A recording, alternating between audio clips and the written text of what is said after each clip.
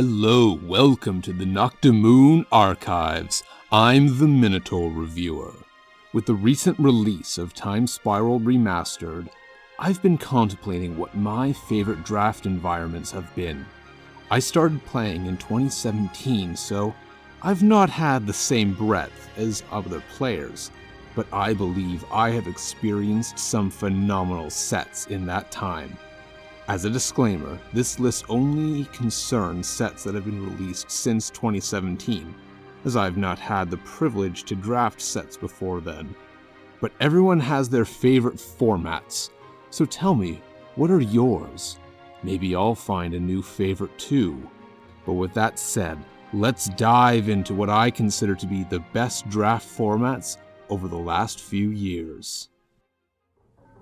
What is your favorite fairy tale?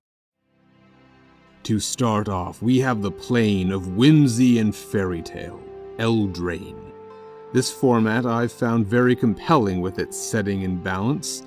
The plane itself I liken to a contemporary Innistrad, being a top-down design set brimming with references, in addition to its monsters versus humans themes, although it seems far more friendly towards humans. Balance-wise, the conflict of monocolor and multicolor strategies I find compelling, as most sets focus on two-color pair strategies, and the wider conflict of humans versus non-humans made the draft more interesting compared to a more traditional draft structure that you might find in the core sets.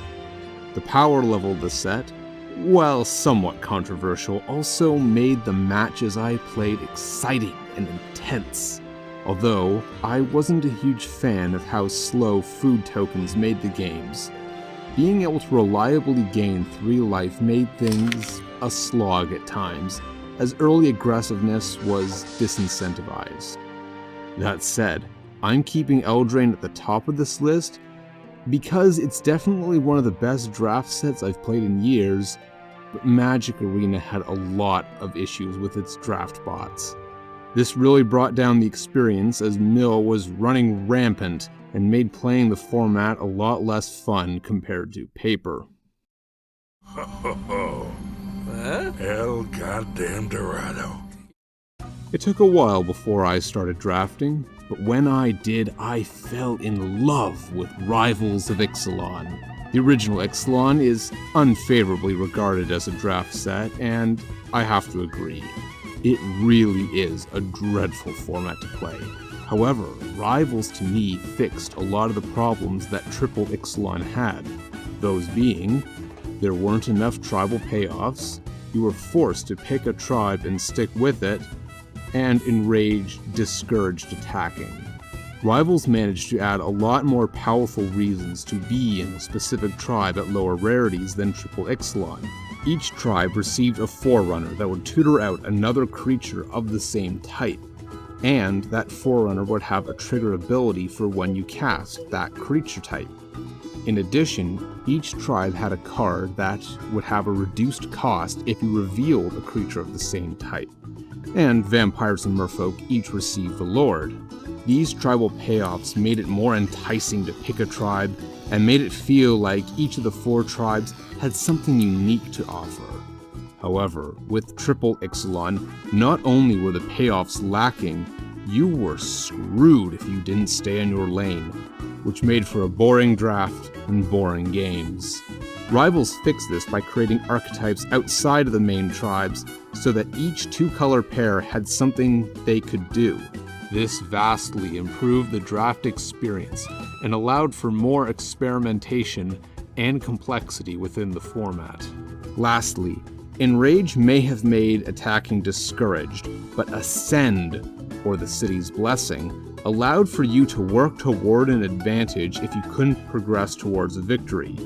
This made games more interesting beyond draw go, and added a complexity with how aggressive you were willing to be. I think Pirates were the most enjoyable tribe, but Merfolk were close behind. I'm not going to say Rivals was perfect, but it was Ixalan's redemption, and I don't think enough love goes its way, and I believe this is what cemented my love for tribal strategies. Speaking of, We're Vikings. It's an occupational hazard. This winter was a cavalcade of excitement for me because of Kaldheim. This set is what I consider to be the pinnacle of tribal sets. The game designers at Wizards used the lessons from Lorwyn and Ixalan to create this magnificent set. To make a tribal set work, you need to have a wide selection of tribes available, while not diluting the pool for each tribe. Additionally, you need to have some sort of backup archetype available in case you need to pivot in your draft. This is why Triple Ixalan struggled a lot.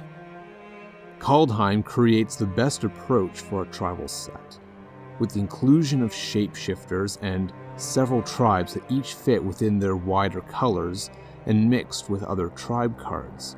In addition to this, the boast and foretell mechanics made the gameplay interesting without becoming too stale. I also found the set's power level to be just right. It felt like I was doing strong things without it feeling too bomb dependent, like with War of the Spark.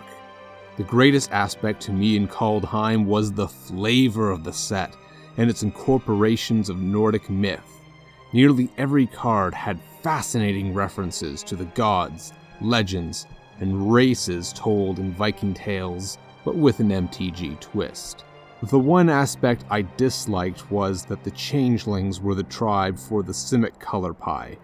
Including the changelings was an excellent idea to support weaker tribes in draft, but making blue and green the color for changelings made me never want to draft those colors. Because why would I, when there's nothing else to latch onto? I think changelings should have been in all the colors, so tribes not in green or blue wouldn't need to splash to get access to them. Well, gang, it looks like we're up to our armor plates in another mystery. On the brink of the coronavirus pandemic, one of the last paper drafts I ever had the pleasure to participate in was the Mystery Booster draft. I only managed to have 2, but those were some of the best drafts I've ever had. Creating a contained chaos draft was an incredible idea. With over 1,000 cards able to potentially show up, the possibilities were endless. What makes this a very interesting set was how the colors were distributed. Normally, a set has a potentially random assortment, but in Mystery Boosters, each draft had 2 cards for each color at common or uncommon, 1 multicolor common or uncommon, 1 artifact/land in common or uncommon, 1 card pre-2015, and 1 rare or mythic after 2015, and 1 foil card from a set list. This made drafting really interesting as every color was equally represented and there wasn't any set archetypes you could lean into, so it was a great challenge for people to test their drafting mettle. This set introduced me to so many cards, with a special mention to Tidal Warrior, a card whose art both transfixes and haunts me to this day. And while I was never able to try the GP edition with the playtest cards, I'm sure that silly chaos only spiced things up more. We are at the threshold of a new age. Now, the absolute best draft that I have ever played is Ravnica Allegiance. This is a set I will always be happy to draft if given the opportunity. The set's complexity and balance is something I haven't beheld since. Compared to Guilds of Ravnica, Allegiance, I felt, had a lot more nuance in its design. In Guilds, it felt like Dimir and Boros were heavily favored, while with Allegiance, Orzhov may have had an edge, but each guild felt viable to draft. I'm pretty sure I've 7-0'd on Arena with each guild, something I wasn't able to do with Guilds of Ravnica. In addition to the guild archetypes, there were also viable sub-archetypes to experiment with, such as the Guildgate strategy, the High Alert strategy, and the Goblin Gathering strategy.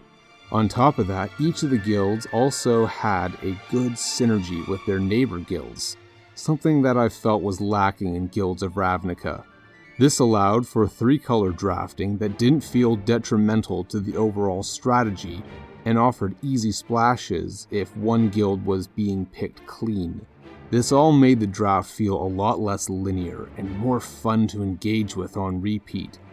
I will admit, one problem with the set was a lack of enchantment removal. Many of the best cards in the set were enchantments, such as Ill-Gotten Inheritance, High Alert, Angelic Exaltation, Ethereal Absolution, Dovin's Security, Rhythm of the Wild, and Guardian Project.